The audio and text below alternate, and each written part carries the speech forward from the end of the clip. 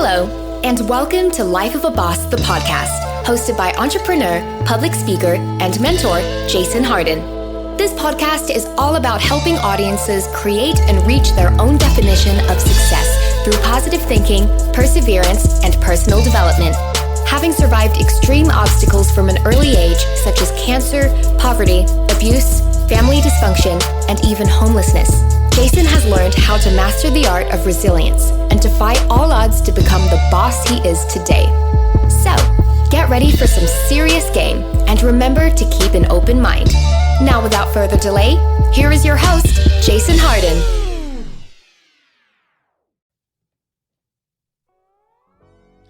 Hello, everyone, and welcome to another episode of Life of a Boss, the podcast. I am your host, Jason Hardin, and I am sad to be here today. I'm happy to be alive, happy to be in the studio, happy to be in the presence of all of you, but I'm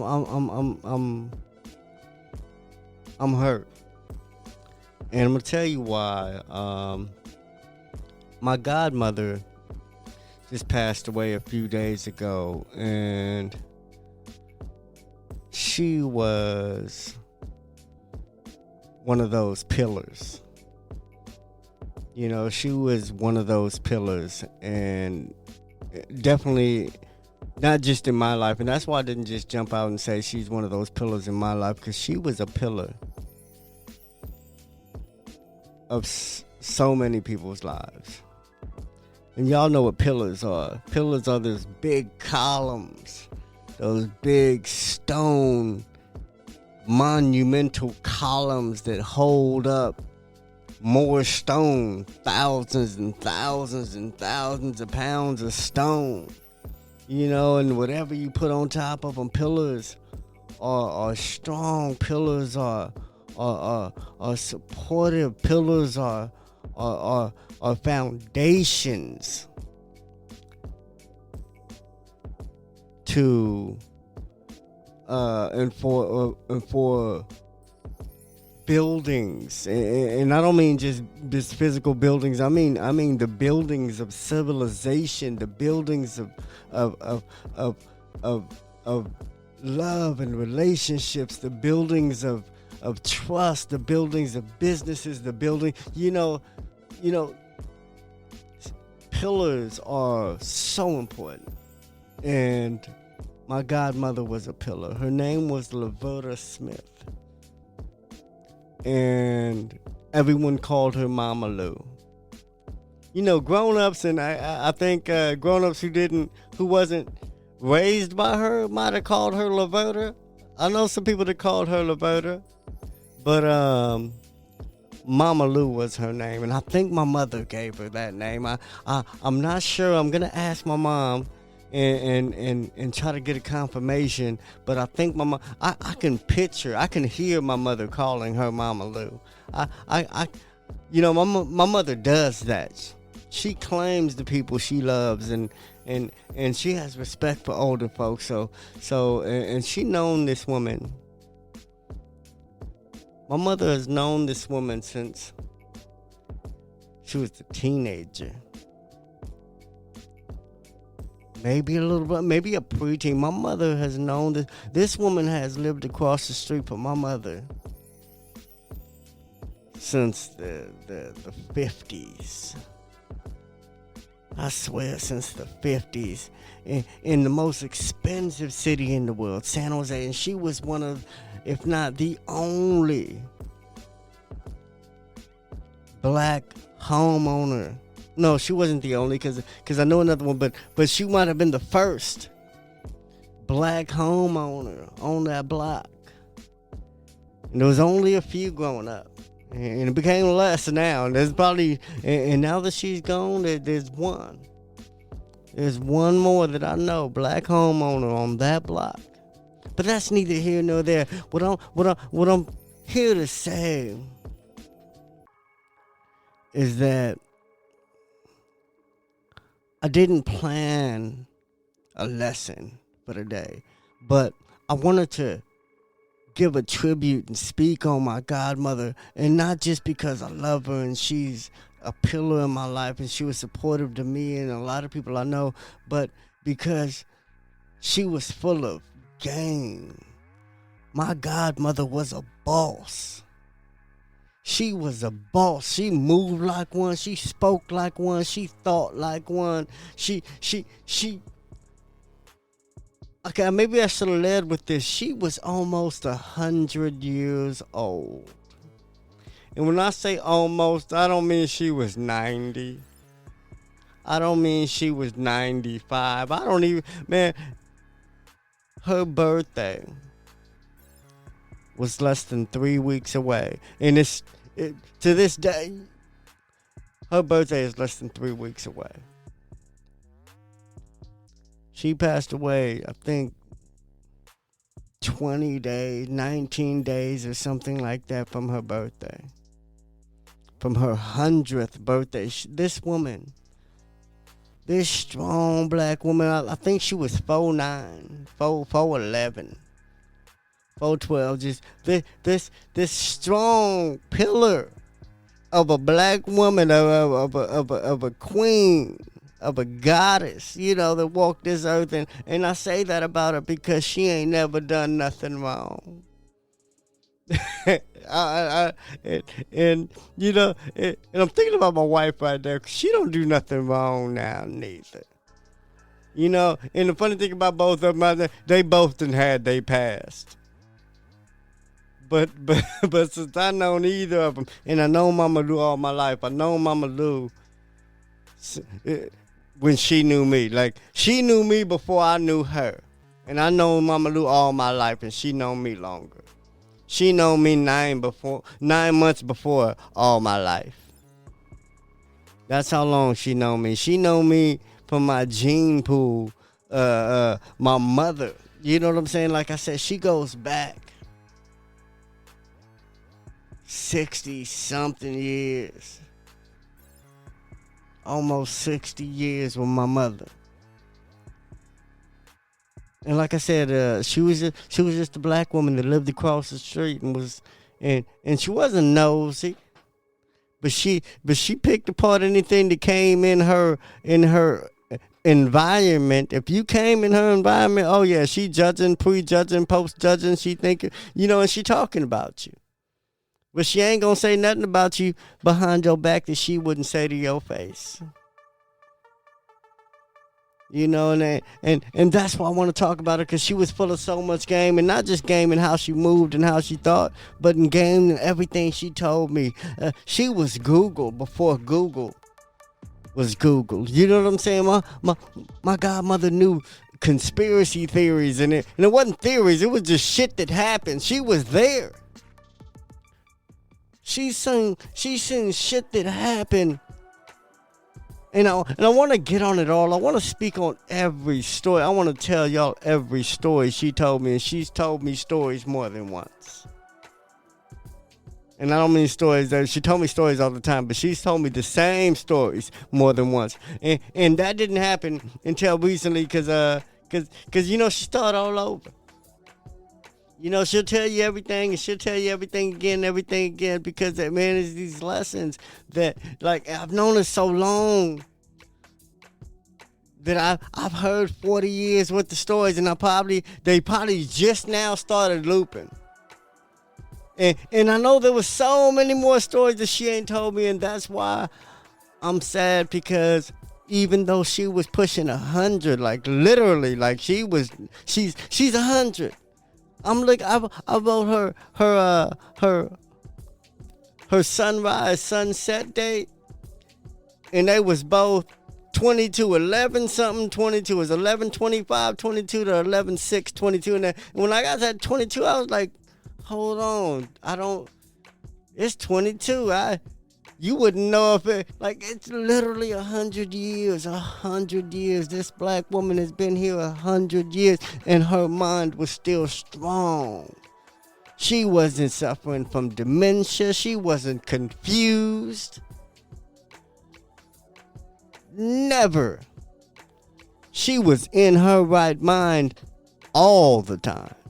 When she was awake, she was up, and when she was asleep, she said, "Wake me up." if you ever visit her and she was asleep, wake her up. That's what she said. And like I said, there's so many lessons. There's so many things that she taught me that was so becoming of a boss. I don't know where to begin. And I know I have begun already because oh my God, what lesson can I give you that was probably number one that I received from Luverta Smith, and I'm saying this all cool, and I just want to break down all the time because, like I said, she was there, and I think that was her worst quality. I ain't gonna lie. Okay, if that was the fault I had with my dear sweet godmother, Mama Lou, was that she was too kind. And I ain't gonna say too kind. No, she was there for those that she wanted to be there for, and she was there for a lot of people. She was there for anybody. She was there. She was there, and I'm gonna tell you how there she was. She had the same phone number, 408-274-5775, all my life. I don't even know how you keep the same phone company. They don't even have the same satellites up there. Like, you couldn't even have a pager that you had in the 90s. Right now, they'd give you a free phone, but my Mama Lou had 408-274-5775 all my life. And when she finally got up in age and had to move, because somebody took care of her, and she kept her house, she just moved. And when she did that, and when she got a cell phone, she kept the same phone number, 408-274-5775, so you could reach her. And she was a friend to so many. But like I said, I don't want to speak on how there she was, because she was too there for motherfuckers. There was people she was there for that wasn't worth her presence. People that all her life, to the very last second, because she was there and she helped them to the very last second. Everyone, all of the people, to the very last second. She was too there for people. So I'm not gonna talk about her there-ness, and that's the only thing I can find wrong with my mama. She was too down.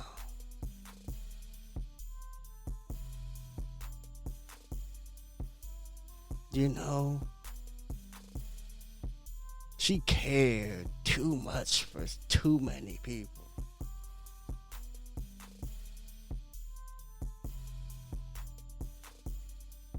But she made it to 100 years old with all of her mind intact. Does she know better than me? Hell yeah.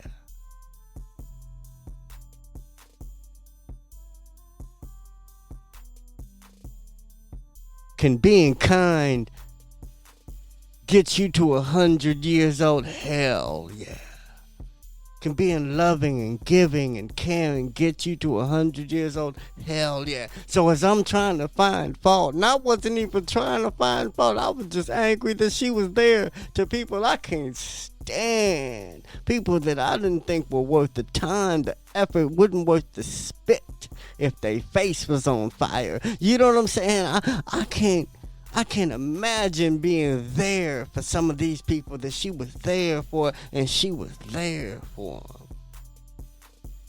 them. And I can't knock it right now. I'm coming to an epiphany. I can't even knock how there she was, because she was still here.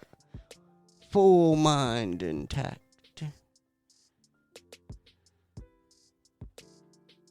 At 80, she didn't need them. At 90, you know what I'm saying? She didn't, at no age did she need people, but she needed people because she loved people. So who am I to say being there? You know what I'm saying? It's something wrong. Wow, just still in recent demise, she's giving me game. Looking back at her life, and I'm tearing up right now, but she's giving me game, and I want to let y'all know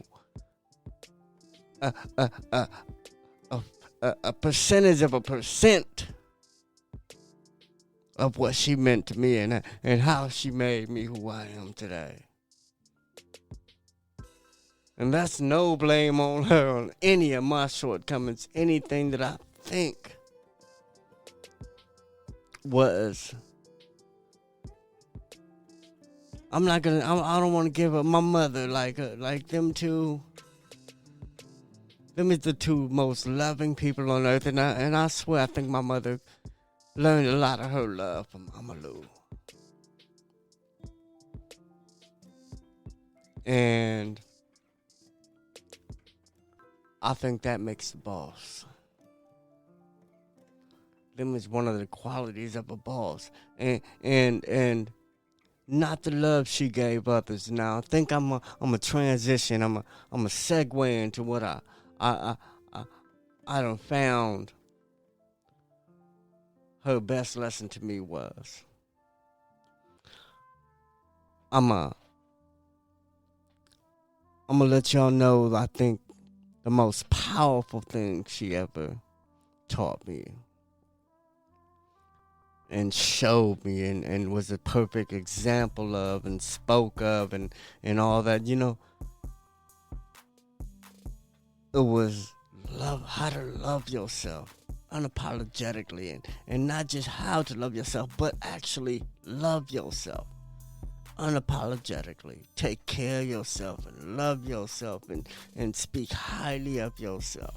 And while speaking highly of yourself, do highly by yourself. Take impeccable care of yourself, you know, and that's what she did, and that's what she spoke of, and that's what she and that confidence and that attitude she carried reeked of self-love, and that's one of the greatest qualities I got from her. I got a lot of good traits from my mama, and I got a lot of good traits and lessons from my daddy, but Mama Lou taught me how to love she showed me how to love myself. I had to learn it. I had to understand it, and she told me about it too. She kept saying, "Ooh, I love me." And she said loving God is loving herself, and loving herself is like loving God. You know what I'm saying? She was a spiritual woman. She wasn't religious. And she wasn't Christian. You know what I'm saying? Not trying to knock no one's belief, but she believed in God, and she believed in being good. She didn't need much else. She went to church, and she did a lot for a lot of folks, you know, religiously and all that. You know, she watched some of them preachers on TV, some of them good ones. You know what I'm saying? She watched them Christian channels and all that, but she had her mind, and she had the freedom to think for herself. She had she totally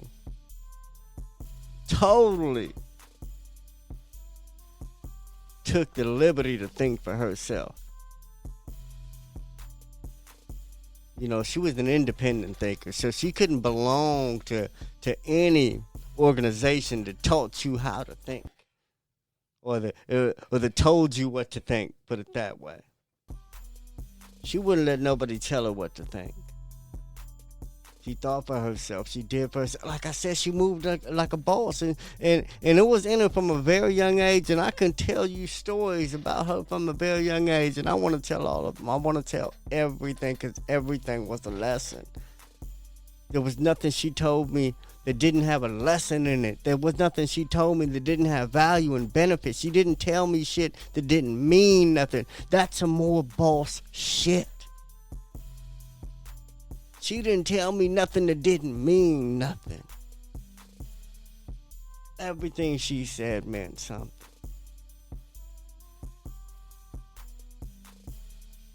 And I loved her dearly because of that. And not just because of that, but I try to be the same way. I try to choose my words. But like I said, I got so much game from her. And it's not even everything I have not is not just from her, but she practiced everything that I'm learning to do from other people. You know, in self-improvement and in personal development and all that, everything that I'm learning, like she already knew. She was the goddess of personal development. Like she was the Tony Robbins of old short black people. Like no, she was the old short black version of Tony Robbins because she could have reached anyone. Her personality was huge. Her love was, and her heart was enormous. And I don't know how she isn't famous. You know what I'm saying? She was doing this shit before TikTok. I think if TikTok was out in the 20s, she'd be a billionaire by now. And that's why I'm doing this today, because so much of her game and wisdom and wit and jokes and laughter and joy just didn't get recorded because she was from that era where everything was live. People didn't have cameras that didn't have money. You know what I'm saying? You had to just remember shit. And the cool thing about her, she remembered everything. There was no dementia in this woman. There was no confusion in this woman. There was no misinterpretation. She communicated exactly what she thought and felt and what was happening and going on to the very end.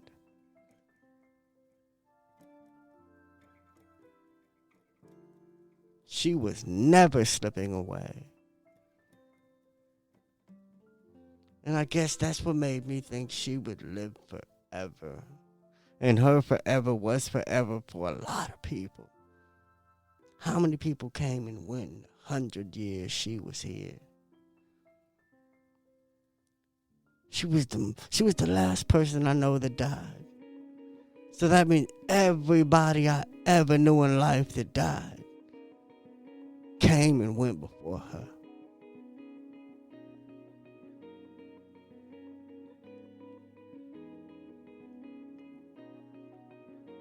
And that's incredible in itself. Like so many, that's how many existences was in this woman. Like, and she had the knowledge of all of them. And she had the wisdom, and she just cared so much. And I'm not even gonna say too much no more, cause she was here to be 100. So I think she was here to be to 150 and 200. Hell yeah.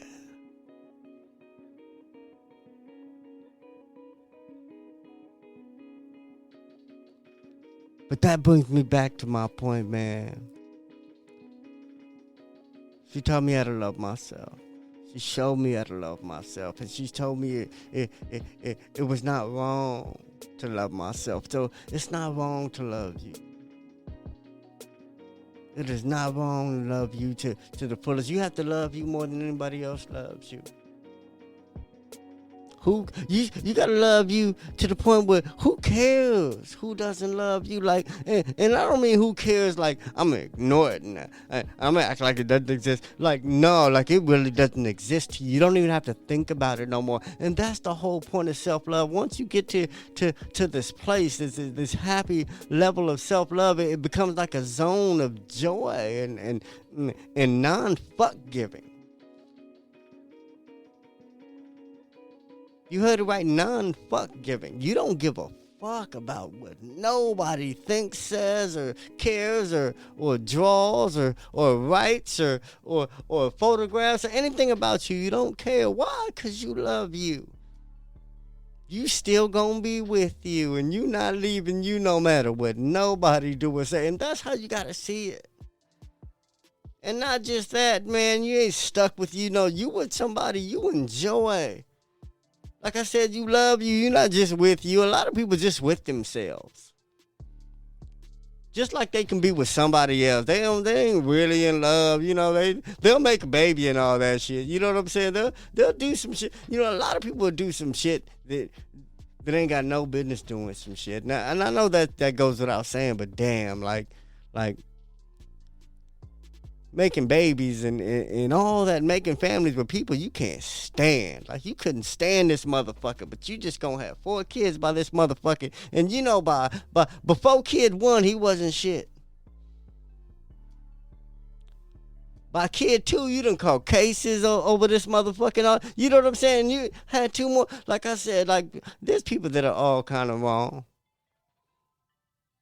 Got all kind of wrong shit with them. You know what I'm saying? But like I said, that's the shit she would talk. If she knew your shit, she'd talk your shit. And she'd decipher your shit. And she'd find your problem in your solution.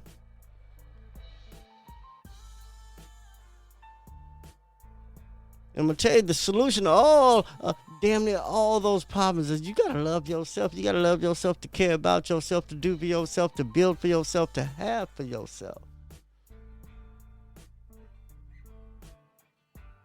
She was a boss, man. She was a boss. And I can't say enough about her, but and I'm so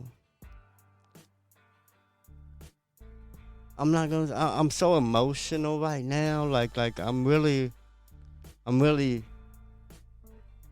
still processing this loss, and that I can't pinpoint like some of the specific self-love lessons. Like, it was just in how she moved, but she said it. I love me like God loved me.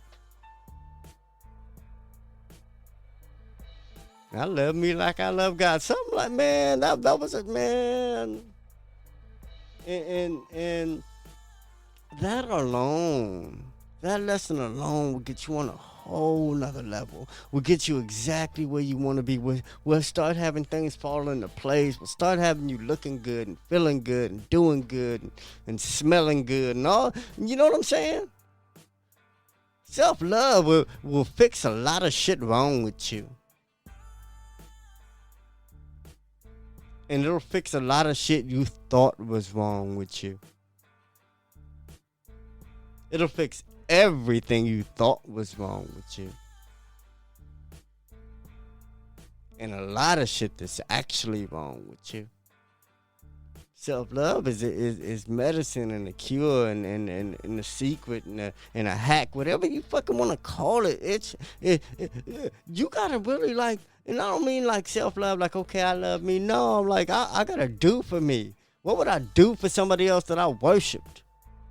I gotta bring me offerings. I gotta work. I gotta get money. I gotta hustle. I gotta figure shit out. I gotta get, you know what I'm saying? I gotta get on my shit. I gotta work out. I gotta get abs, damn it. You know what I'm saying? And I'm still like that. I'm still trying to change now more than ever. I don't think I ever did it this intentionally.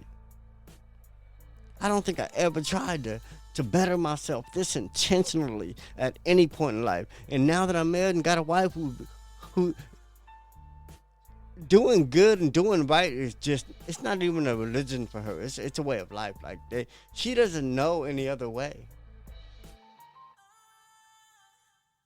Even in her darkest moment, and like, she knew right from wrong, and she knew what was supposed to be going on and how to live and what to do and how to, you know what I'm saying? Like she was raised well. So she lives very well now, like healthy and like wellness is her. You know, and wellness was my mama Lou. She had a standard.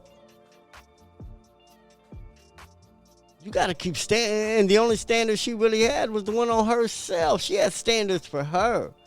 And then if you were in her presence, you met a certain standard.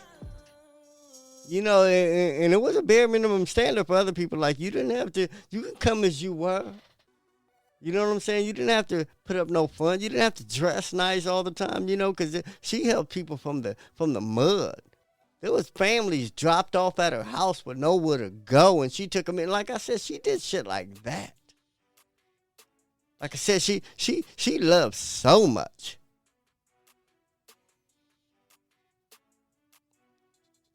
And I think all that was because she loved herself so much. She loved herself where she could love others so freely and so carefully and so lovingly, you know, and I ain't even gonna say, like I said, I can't say any, like there was nothing wrong with that love. I used to find shit wrong with the people that, you know, and she loved a lot of people that was shit wrong with, but the whole point was, she didn't do no wrong in loving them, and that's what it took me forever to understand. That's what it took me till this very moment to learn, that she didn't do no wrong in loving them sorry motherfuckers that she loved. Any of them. She wasn't at fault nowhere in how she loved people. Why? Because she loved herself even more. She didn't care what she did for you. It was for her. She did for her. 100 years. Man, I'm trying to be happy for a good 15. You know what I'm saying? She been happy for 100 years. No matter what was going on, she had the best attitude, the best outlook, and she learned. The lessons she had to learn, it took her once to learn them.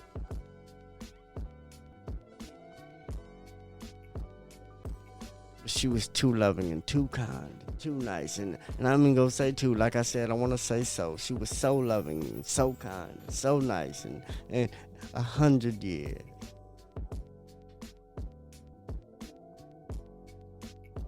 I was sad when I started this show. And now I'm joyful because 100 years.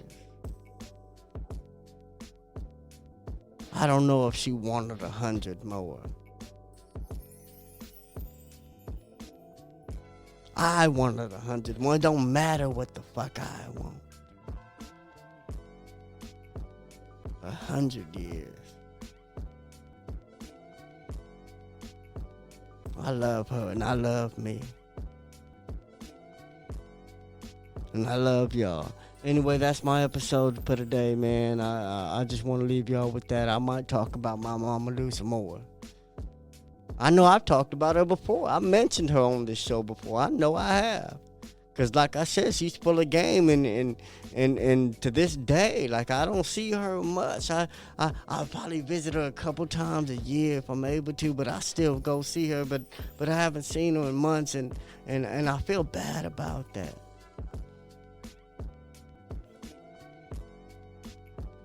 But I'm still grateful for every moment, every second, every word, every repeated story that she has given me and left on me, and I am honored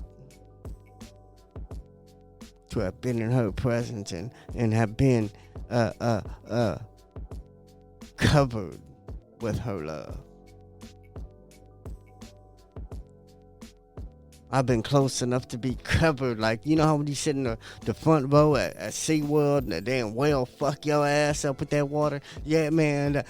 She was that whale of love, and she and you know what I'm saying? Like, it splashed me with all that love and care and goodness and game and all that. So yeah. You might hear me talk about her again, because I can go on forever. Speaking on my mama Lou, man, I can tell you how she's helped me. I can tell you how she pulled me through. I can tell you how she cared about me when nobody else did, and I didn't even know. When I was homeless, I never had to be homeless. I was homeless at 18. That was just one time. I was homeless several times, but at 18, I was homeless. You know, when you got to leave and shit. But, well, I wasn't staying with my parents anyway. Like, they didn't really have a place. And my dad was in a different place. He had a place for me, but he wasn't in a good place for me. You know, drugs is the motherfucker. And it tore my family up. And you know, that crack epidemic. And like I said, she was there through all of that. And I could have lived with her and been there through all of that. But who wants to leave their mama or daddy? And if I couldn't have them both, I had one. If I could, and you know what I'm saying? And if I couldn't have any, I was just sad. And there was a lot of times where I couldn't live with my mother and my father, but she was always there. She would have took me at any time. And the funny thing is, I wish, like, man, I was mature enough to live with her, and because I could have stayed there forever. You know what I'm saying? I could have grew up in one home and all that, but like I said, who want to be away from their parents if their parents is around? And I loved my parents. You know, and with all the mistakes they made, I didn't want to be away from them. But my mama Lou loved me so much, and I'm just honored to have felt some of that. And like I said, I can go on and on, because this woman is very dear to me. This woman is a big part of why I am the way I am, because my mama is the way she was because of this woman. And my mama raised me, so every game, a lot of game that I think I got from my mama came from this woman. And my mama got game, so don't think that you know what I'm saying, that she don't, but man, this woman has just impacted my whole world in so many ways, and my life was tough, but even in how tough my life was, it didn't have to be that tough because of her. You know what I'm saying? But anyway, I'm going to try to end this show. And I say I'm going to try because I don't know if I'm going to quite do it, because, man, I don't ever want to stop talking about my godmother, Luverta Smith, who passed away a few days ago on the 6th of November 2022. And she was born on November 25th. 1922, I mean, in Mobile, Alabama. This woman was from Mobile, Alabama. She was from the South.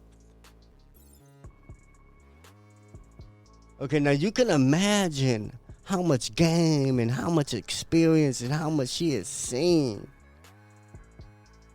How much racism she survived.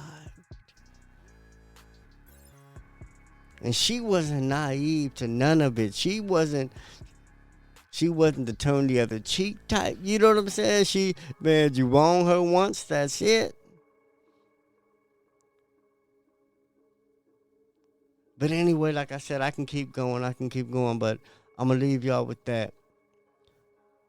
That self-love is it, man. Self-love is the foundation of success in so many ways. All right, so, man, I love y'all, man, and I want to give y'all that long outro about checking out the website and visiting my links and following me on this and that, but I'm going to just let y'all go, and I hope y'all love yourselves. All right, until next time, life of a boss.